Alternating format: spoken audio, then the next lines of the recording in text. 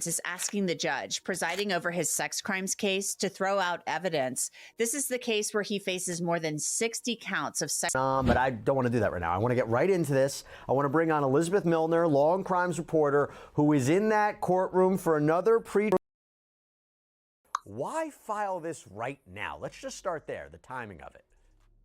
Jesse, great to be on as always. And I guess better late than never when it comes to the Department of Justice. But really, 1 month before trial is breaking. Diddy collapsed in courtroom after Cassie leaked controversial videos. The world is in shock as the music icon's dramatic collapse unfolded in the courtroom, sparking a firestorm of speculation about the role of leaked content legal, battles, and the relentless pressure of fame. This is a story that transcends entertainment. It's a reckoning with privacy, power, and the human cost of public scrutiny. As the details unfold, we're forced to confront a question that has haunted celebrities and ordinary people alike. How much can a person endure before the weight of the spotlight becomes unbearable? The courtroom scene, once a place of legal clarity, now feels like a stage for a tragic performance. Diddy, known for his larger-than-life persona, was seen slumping to the floor, his body betraying the emotional and physical toll of the proceedings. This catalyst, a leaked collection of videos reportedly titled Free 3K Offs, which Cassie, a figure central to the case, had shared online. The videos, if they contain private or controversial content, have already ignited a frenzy of speculation about their nature, their legality, and their impact on the lives of those involved. For Diddy, the collapse wasn't just a moment of vulnerability, it was a symbol of the breaking point reached by someone who has spent decades navigating the intersection of fame, fortune, and public expectation. The legal system, often seen as a neutral arbiter, now finds itself at the center of a broader conversation about accountability, privacy, and the human psyche. The collapse in court may have been an accident, a sudden lapse in health, or a manifestation of the immense pressure to defend one's reputation, but the circumstances surrounding it, Cassie's alleged leak of the videos, the legal battle that followed, and the public's relentless scrutiny have raised urgent questions about how society treats individuals caught in the crossfire of celebrity and controversy. Is this a case of justice being served, or a system that has failed to protect the mental health of those it seeks to hold accountable? The first argument to consider is the legal and emotional toll of public shaming. Diddy's collapse may have been a physical reaction to the overwhelming stress of facing legal scrutiny and public backlash. The leak of the videos was coercion, because coercion is part of domestic violence from the standpoint of you feel that you have to do certain things to keep the peace, to avoid getting a beating, to avoid people you love being harmed, that sort of thing. And so that coercion is going to play a very critical role in terms of the trafficking aspect, because if she felt coerced that she had to go along with these freak-offs and that she had to travel to all these destinations to do it, that speaks directly to the charge of transportation for purposes of prostitution as well as, sex trafficking. So it's not just domestic violence in a vacuum, it's almost domestic violence as a tool to be able to accomplish these disgusting crimes that Diddy is accused of committing. Right. And Ms. Ventura has said multiple times that she feared Mr. Combs. She was afraid to say no. But even then, could the defense press, whether they contain private moments or controversial behavior has likely triggered a cascade of legal actions, media attention, and social judgment. For someone like Diddy, whose life has been defined by public visibility, the fallout from such a leak is not just a matter of legal consequence. It's a personal reckoning. The courtroom, a space meant for impartial judgment, has become a battleground where the line between accountability and punishment blurs. Diddy's physical breakdown may symbolize the human cost of a justice system that prioritizes public opinion over the well-being of the accused. In an era where celebrities are often treated as public property, the collapse of a figure like Diddy serves as a stark reminder of how the legal process can become a crucible for mental health crises. Yet the collapse is not just a personal tragedy, it's a reflection of a deeper societal issue: the erosion of privacy in the digital age. The second argument centers on the tension between privacy, free speech, and legal accountability. If the leaked videos were private or non-consensual, their release raises critical questions about the boundaries of personal life and the right to privacy. The law, in its attempt to hold individuals accountable for misconduct must also grapple with the ethical implications of exposing private content. Diddy's case highlights the paradox of a system that seeks to punish wrongdoing while simultaneously allowing the public to scrutinize every facet of a person's life. The courtroom, where legal arguments are made, also becomes a space for public discourse about morality, consent, and the limits of free speech. Diddy's collapse may be interpreted as a metaphor for the human cost of this balancing act, a system that demands transparency but risks destroying the very individuals it aims to protect. The third argument, perhaps the most insidious, is the role of media and public opinion in amplifying the pressure on celebrities. The courtroom setting, while a place of legal deliberation, has become a stage for media spectacle, and where every moment is dissected, every word scrutinized, and every reaction broadcast to millions. The leak of the videos, whether intentional or accidental, was amplified by social media, turning a private matter into a public spectacle. Diddy's collapse. Very sad, just being able to see that and seeing Diddy, watching it firsthand, kicking and punching Cassie Ventura. Also, the defense, they're trying to make it seem like that this video just shows that there's domestic violence, and they're saying that they are not disputing that there was domestic violence in the relationship, but it has nothing to do with the charges that Sean Combs is being charged with. But Cassie, she took the stand saying that incident happened right after a freak off, or she was trying to escape when Sean Combs was in the shower. What do you think about that? So the defense is going to do and work with whatever they can. They have a damning video. There's no way for folks to unsee it. We all saw it and we all know what it is. And that's why he had to come out, he being Diddy, had to come out and issue an apology and say that I'm a better person and all of this, right? But what's very critical here is not just the domestic violence, but the aspect of... This may have been a result of the relentless attention he has faced for years. A life spent in the spotlight where every action is judged, every word is analyzed, and every failure is magnified. The media, in its pursuit of clicks and ratings, has created a culture where celebrities are not just held accountable for their actions, but are also subjected to constant psychological pressure. This environment, where fame and infamy are inextricably linked, has led to a situation where even the most powerful individuals can be brought to their knees by the weight of public scrutiny. The collapse in the courtroom is not an isolated event. It's part of a larger pattern of how society treats those who occupy the public eye. For Diddy, who has built his career on charisma, influence, and an ability to navigate the complexities of fame, the collapse may represent the breaking point of a life spent under constant pressure. The legal battle, the leaked videos, and the public reaction have all contributed to a situation where the line between accountability and punishment has blurred. The courtroom, which should be a place of fairness, has instead become a site of trauma where the accused is not just judged for their actions, but for their ability to withstand the emotional and psychological toll of the proceedings. But the implications of this moment extend far beyond Diddy's personal experience. It's a reflection of a system that has failed to provide adequate support for individuals facing high-stakes legal and public scrutiny. The legal process, designed to uphold justice, has become a source of stress and vulnerability for those who find themselves at its center. The media, driven by the need for engagement, has amplified the drama, turning private moments into public spectacle, and the public, often swayed by emotion and opinion, has created an environment where individuals are held to an impossible standard of accountability. Diddy's collapse is a warning sign that the system, in its pursuit of justice, has overlooked the human cost of its own mechanisms. The leak of the videos, whether they contain private content or controversial behavior, has become a focal point for a broader debate about the ethics of public exposure. The question is not just whether the videos were shared without consent, but whether the legal system has the tools to address the harm caused by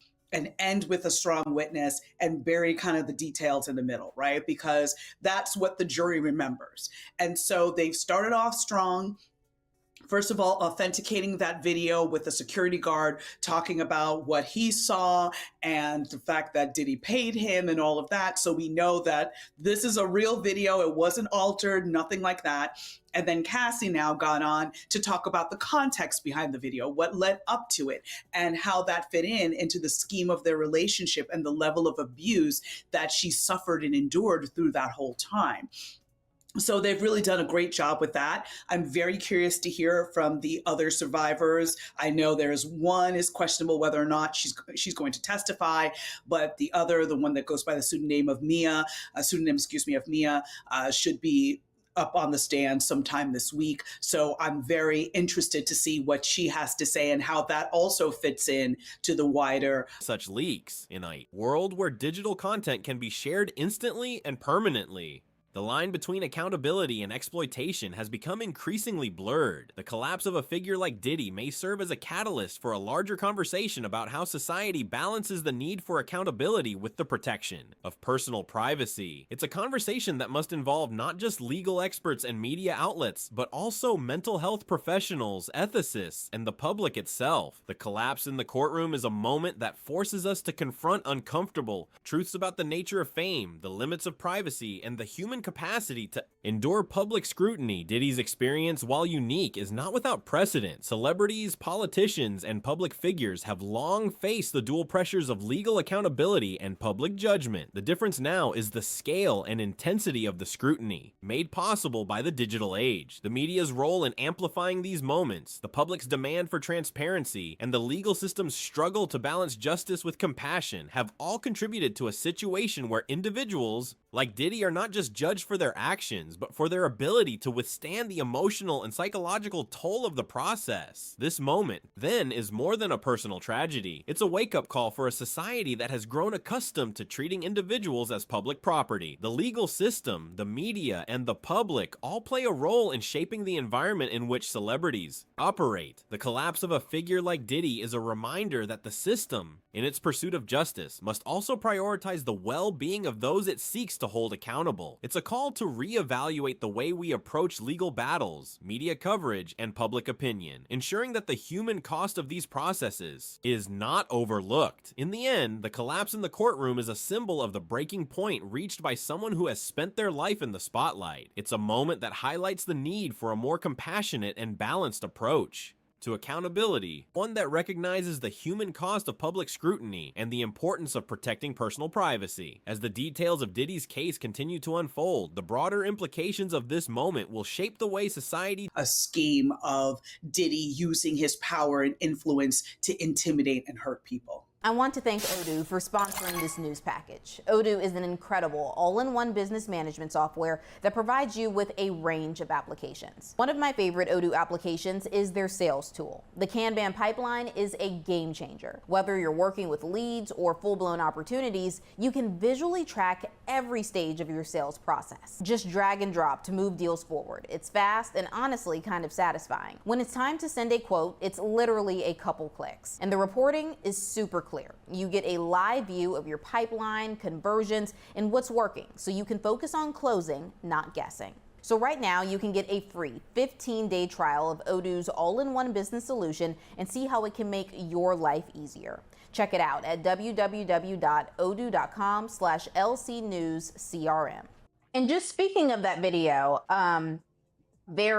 deals with similar situations in the future. The collapse may have been a physical event, but its impact is a reminder that the system must evolve to protect not just the accused, but the very people it seeks to serve. The moment Diddy collapsed in court after Cassie leaked Free 3K Off's videos sent shockwaves through the industry. This wasn't just a scandal, it was a seismic shift in power, revealing the fragility of fame and the explosive consequences of secrets exposed. As the courtroom erupted in chaos, the world watched, transfixed, as a cultural icon faced the reckoning of his own past. The fallout was immediate, with fans, critics, and legal experts scrambling to make sense of the fallout. This was more than a moment. It was a turning point, one that would redefine the boundaries of privacy, accountability, and the cost of truth in a world where secrets can't stay buried forever. Diddy, once a symbol of unshakable power, found himself at the center of a storm that began long before the courtroom drama. His career, built on a foundation of music, influence, and the calculated reinvention, had always been a blend of artistry and ambition. From his early days as a member of the Boys II Men to his rise as a solo artist and mogul, Diddy had mastered the art of reinvention. His name was synonymous with success, and his empire spanned music, fashion, and entertainment. Yet even as his star shone brightly, The shadows of his past loomed larger than ever. The catalyst for the current crisis was the leak of the Free 3K Offs videos, a collection of intimate, explicit content that had been circulating in private circles for years. Cassie, a rising star in her own right, had been one of the few individuals privy to the footage. The videos, which captured moments of vulnerability and raw emotion, had been kept hidden. But their exposure shattered the illusion of secrecy. The leaks sent shockwaves through the entertainment world, igniting a firestorm of speculation and outrage. For Cassie, the act of releasing the videos was both a personal statement and a calculated move that would reverberate far beyond her own life. The fallout was immediate and intense. Diddy's public image already under scrutiny for a freak off with Diddy and an escort, and it was a couple days before her first big movie premiere. She claims she tried to escape while Combs was in the shower, but he caught her before she could leave, kicking her and giving her a black eye. The prosecutor said, "How many times had Sean thrown you to the ground like that before?" Ventura responded, "Too many to count. I don't know." Combs denies all allegations. If convicted on all counts, he could face up to life in prison. Since his 2024 arrest, he has been held at the Metropolitan Detention Complex in Brooklyn. And joining me to talk more about this is former prosecutor Melba Pearson. Melba, thank you so much for coming on today. I don't even know where to start with this. You're a former prosecutor, so if you could just explain, how do you think the prosecution is doing so far? Well, first of all, always great to be on with you, Kennedy. And I think they've really started off with the primacy and recency theory, which I'm a big fan of. It's always start with your strongest witness. Past controversies now faced an unprecedented reckoning. Fans and critics alike debated the implications of the leak, with some condemning Cassie for exposing private moments, while others saw it as a bold act of defiance against a system that often silences women. The videos themselves, which depicted a side of Diddy that many had only glimpsed through rumors and speculation, became a focal point for both admiration and condemnation. The public's reaction was polarized, with some calling for accountability and others defending the right to privacy. The legal battles that followed only deepened the divide, Diddy facing potential charges for privacy violations, and the unauthorized release of private content found himself in a precarious position. The court hearings, which were supposed to be a matter of law, quickly became a stage for public opinion, with the media and social platforms amplifying every detail. The tension in the courtroom was palpable. The weight of the case pressed down on all involved. For Cassie, the legal fight was as much about personal vindication as it was about justice. As the courtroom drama unfolded, the world watched with bated breath, aware that this was more than a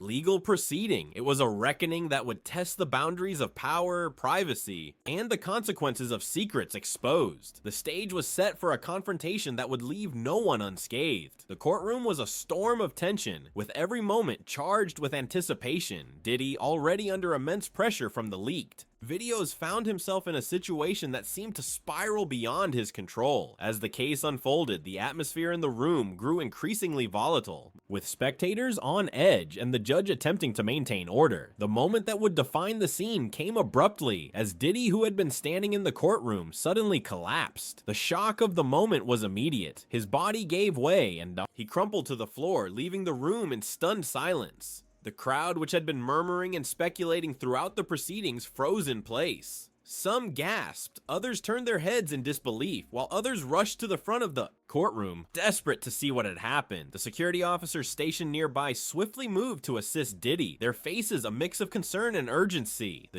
He also filmed them. She claimed that when she would make him upset, he would threaten to release the footage. During that time, she says she took drugs to help her disassociate because she felt disgusting and humiliated, like when she said Combs or male escorts would urinate on her. The prosecutor said, "Did you want Sean or an escort to urinate on you?"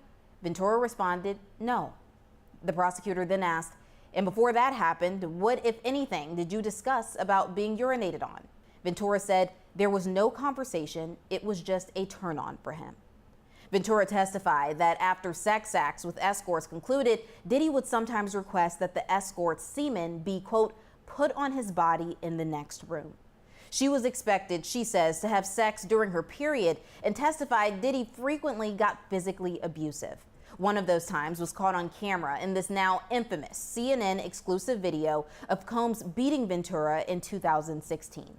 Ventura said she was in a judge who had been presiding over the case quickly stepped in, addressing the courtroom in a calm but firm tone. "Please, everyone, remain calm," he said, his voice cutting through the chaos. "We'll take a break and address this situation." The judge's words were met with a mix of reactions. Some in the courtroom nodded in agreement, while others remained tense, unsure of what to expect next. The judge's attempt to regain control over the situation was met with a collective breath held by the audience. As the security team worked to stabilize Diddy, the judge turned his attention to the remaining legal proceedings, signaling that the hearing would be postponed for the time being. The collapse of Diddy sent shockwaves through the courtroom, with the weight of the moment pressing down on all who were present. The legal battle had already been a high-stakes affair, but now with Diddy in a weakened state, the situation felt even more precarious. The judge's intervention was a necessary step to prevent the hearing from descending into further chaos.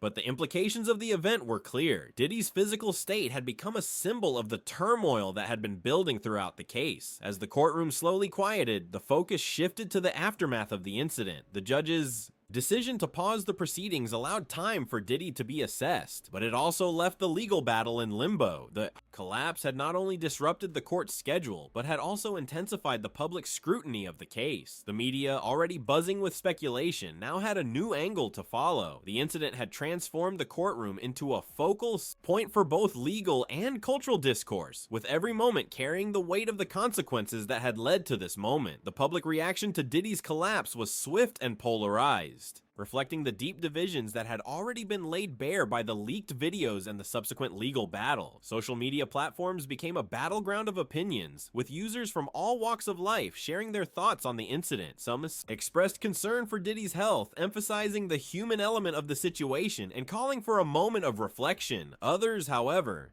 saw the collapse as a fitting consequence of the legal and personal turmoil that had surrounded him. Fans of Diddy were divided, with some defending his actions and others condemning the leaked. Told the jury about one freak-off where Diddy allegedly told her to get into an inflatable pool filled with baby oil and lube. Court transcriptions obtained by Law and Crime show the prosecutor asked, "Who, if anyone, asked you to get into the pool?"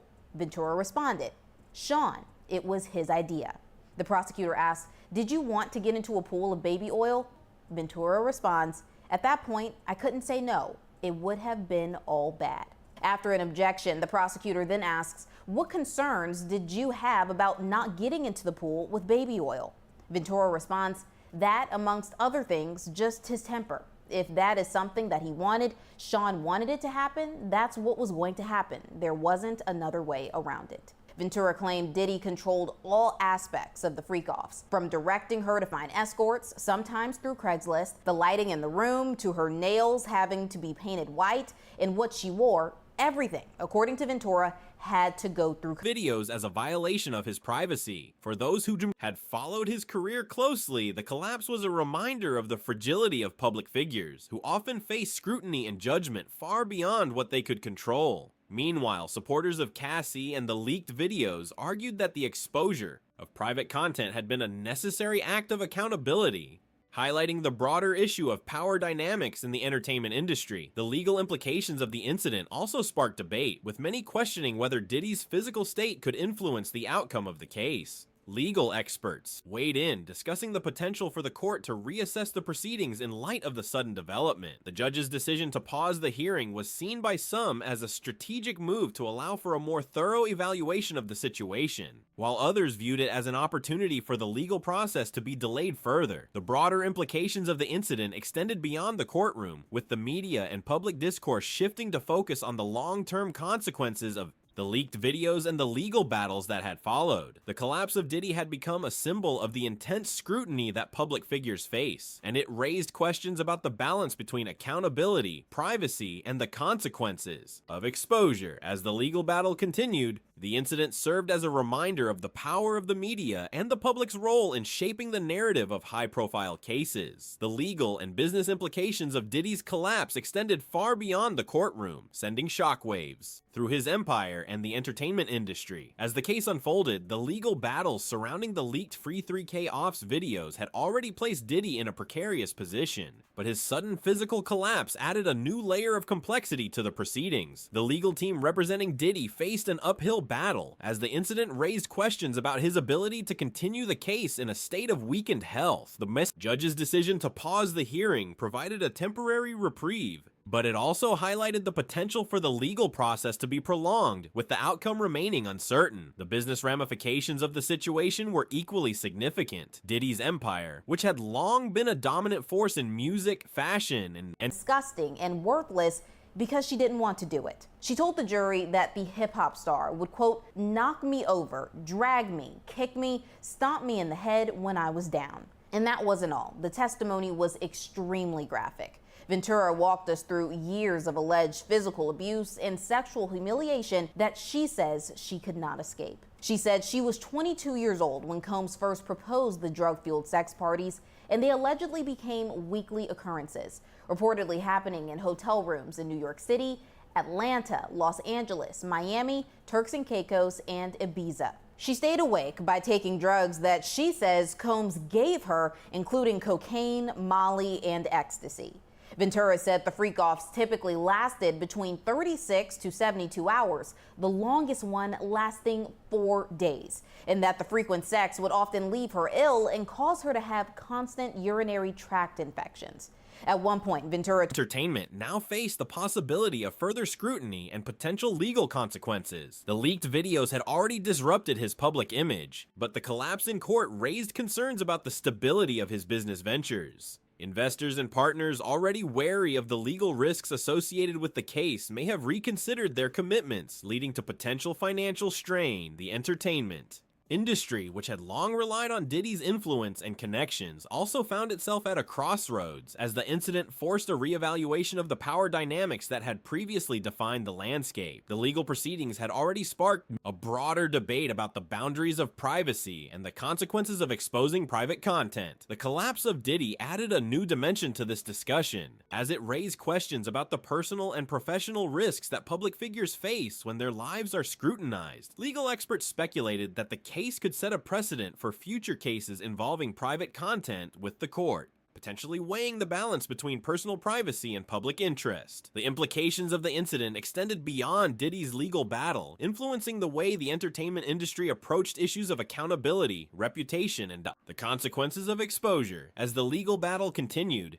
the business and legal implications of Diddy's collapse became increasingly apparent. The case had already tested the limits of privacy and accountability, and the incident in the courtroom only intensified the stakes. The entertainment industry, which had long thrived on the power of public figures, now faced the reality that even the most influential individuals could be brought to their knees by the weight of their past actions. The legal and business implications of the incident underscored the fragile nature of fame and the consequences of secrets that could not remain hidden forever. Diddy's response to the collapse and the ongoing legal battle was a mix of defiance, vulnerability, and strategic maneuvering. In the days following the incident, he made public statements that reflected both his determination to move forward and the toll that the case had taken on him. He addressed the media, emphasizing his commitment to the legal process and his belief in the justice system. His words, though carefully chosen, conveyed a sense of urgency and star witness Cassie Ventura taking the stand for a second day in the sex trafficking and racketeering trial of Sean Combs.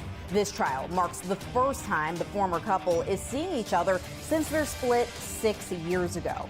Ventura, who is 8 months pregnant, was said to be rubbing her belly throughout her testimony while wiping away tears as she detailed, as she put it, the violent abuse she endured while dating Combs for a decade. You're watching Law and Crime. I'm your host, Kennedy Walker, and I'll walk you through the details. Cassie Ventura has spent the last 2 days in a New York courtroom testifying against her ex-boyfriend, music mogul Sean Combs, known as Diddy. Federal prosecutors claim Combs used threats, drugs, lies, and violence to coerce Ventura into sexual encounters with male prostitutes. Ventura testified that she participated in these freak-off sex parties because she feared Combs and wanted to make him happy, but felt resolve. as he sought to reaffirm his position in the face of mounting pressure. The court's decision to pause the proceedings allowed for a temporary reprieve, but it also provided Diddy with an opportunity to regroup and assess the situation. Legal experts speculated that the delay could be used to his advantage, allowing him to strengthen his defense and prepare for the next phase of the case. At the same time, the incident raised questions about the potential impact of his physical state on the legal proceedings. Some legal analysts suggested that the court might take into account his condition when determining the case's timeline, while others argued that the legal process would continue regardless of his personal circumstances. The ongoing legal battle had already placed Diddy in a difficult position, and the collapse in court only intensified the scrutiny he faced. His public statements, while aimed at maintaining his image, also served as a way to manage the narrative surrounding the case. By emphasizing his commitment to the legal process, he sought to distance himself from the more personal aspects of the controversy. However, the incident had also highlighted the personal toll of the case, as Diddy's physical state became a symbol of the broader consequences of his past actions. The legal proceedings continued. The case remained a focal point for both legal and cultural discourse. The collapse in court had not only disrupted the hearing, but had also brought the case to the forefront of public consciousness, with media outlets and social platforms continuing to amplify the story. The legal and personal implications of the incident underscored the complexities of power, accountability, and the consequences of secrets that could not remain hidden forever. The aftermath of the collapse and the ongoing legal battle left the case in a state of uncertainty, with the outcome still far from clear. For Diddy, the incident represented both a challenge and an opportunity to navigate the legal and personal consequences of his past action. The public and legal community, the case continued to serve as a reflection of the broader tensions surrounding privacy, accountability, and the consequences of exposure. As the legal battle unfolded, the case remained a powerful reminder of the fragile nature of fame and the enduring impact of secrets that could not remain buried. Only one saying anything for decades. Yeah, because we had our own little thing. But you were the only. Everybody else thing? is scared. Huh? But everybody else is scared. So you think maybe this is a similar thing where everybody else is scared? I don't know what it is. Yeah, I'm just asking. I think that they're scared. But if they're scared, But then maybe you've that's been why I'm thinking. insinuating Jay-Z a little bit. Yeah. Like you've been saying people gonna come for him a little bit. No, You've been I thought he would do funky stuff like the Super Bowl. Like it was not okay for me to be at the Super Bowl. Oh, he tried to cut that. Yeah, he didn't want me to. Well, they worked to make like there was an issue with me in the NFL that doesn't exist. Mm. So he did the corporate way of trying to keep you down. Oh, it's not me, it's them. It's them. And then when M says he's not gonna do it if I'm not there, then Let's go. Yeah. Yeah. You know. That's what's your and Jay's issue?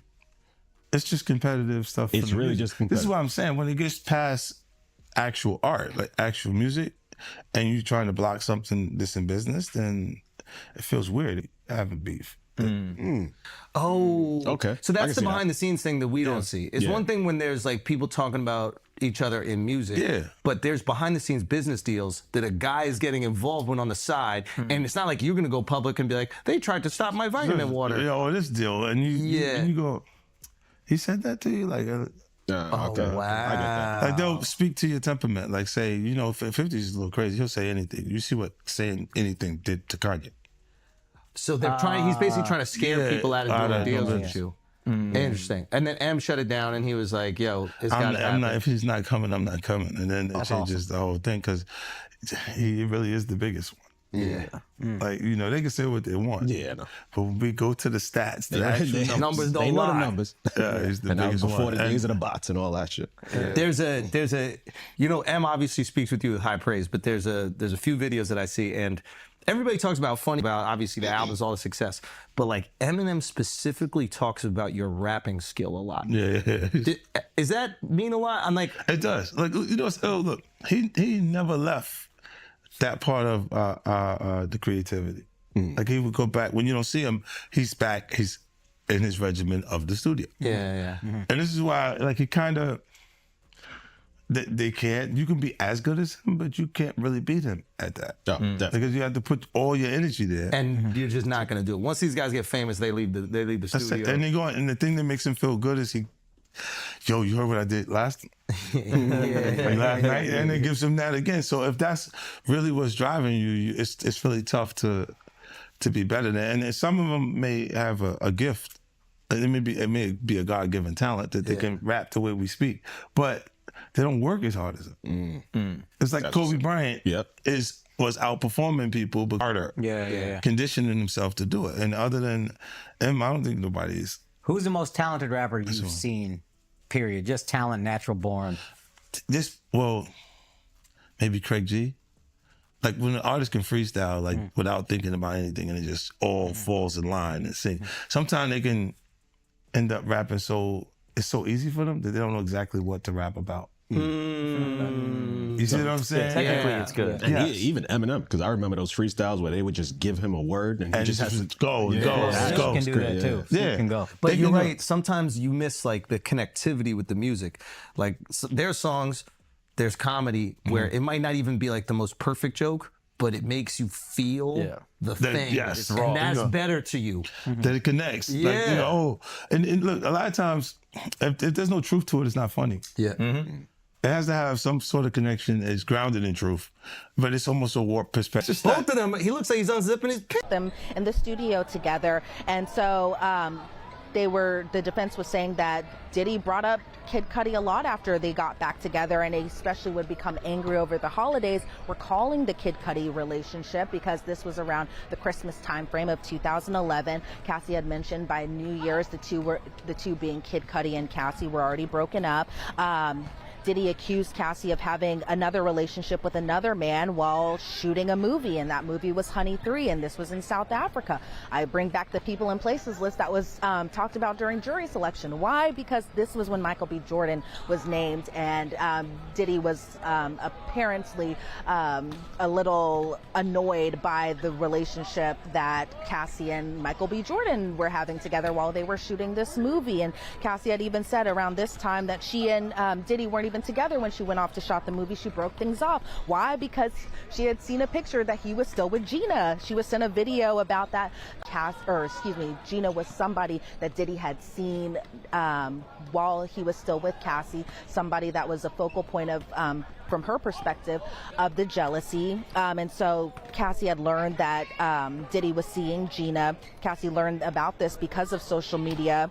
And she said that Diddy initially denied seeing Gina, but learned that he was still seeing her during a point where she had told him to stop seeing her. And she called Gina actually a main problem in their relationship. And so this was around the 2013 time frame where Cassie said to Diddy, "You make me feel like a side piece. I'm happy with you no matter what," because Cassie thought she was the main girlfriend. She thought she was the only girlfriend. She didn't realize that he was seeing other people. She said that, not even surprisingly, she said that he had actually lost his temper when Diddy thought Cassie was cheating, but then when Cassie confronted Diddy about his cheating, it was like, deny, deny, deny. Another holiday time, because Diddy always spent the holidays with Kim Porter, with his children, something that, surprisingly, Cassie kind of mentioned that Diddy and Cassie didn't spend much time together with his children. Instead, the children were always with Kim Porter, and this was something that she was a little bit jealous of, that she wanted to be around him and see she wanted to be around him, be around his family and get all parts of him. And so, she did admit that she was a little jealous. We learned about Gina today. Gina is another central figure a little bit, and I've done a couple segments about Gina because Gina had previously gone on a podcast and spoken with a blogger talking about how her relationship with Diddy was, where she had alleged that Diddy was physically abusive with Gina. She had alleged that Diddy would refer to Cassie as the good one and Gina was the bad one. So for hearing from Cassie's perspective about the whole Gina situation, Gina was somebody. Vince was also trying to portray her as a jealous lover, right? And go to her motivations about why she would be going after Diddy now. Talk to us about what we learned today from the cross-examination about how they tried to portray her, maybe with other interests that she had, other relationships Diddy had. How did they try to portray her as somebody who was jealous and maybe had other motives for coming after, accusing Diddy now?